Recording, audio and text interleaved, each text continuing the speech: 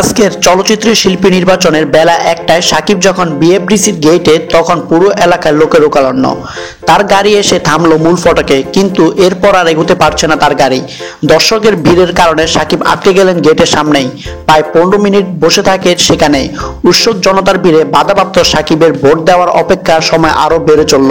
Vote দিতে FDC চত্বরে ঢুকতে সাকিব খানকে প্রচুর ব্যাগ পেতে হয়, কিন্তু মূল ফটকে 15 মিনিট অপেক্ষার পর নির্বাচনে প্রতিদ্বন্দ্বিতা করা প্রার্থীদের কাছে খবর পায়। পরে বিভিন্ন প্যানেলের বেশ কয়েকজন এসে আইন শৃঙ্খলা বাহিনীর সহযোগিতায় সাকিবের গাড়ির এফডিসির ভিতরে নিয়ে যান। তবে মূল ফটক দিয়ে ঢোকার পর গাড়ি এগোতে পারেনি বেশি দূর। আগে থেকে উপস্থিত তারকা শিল্পীদের গাড়ি ভিড়ের কারণে সাকিবকে এফডিসির গেটের কাছে নেমে যেতে হয়।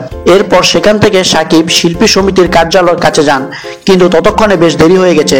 তখন চলছিল বিরতি।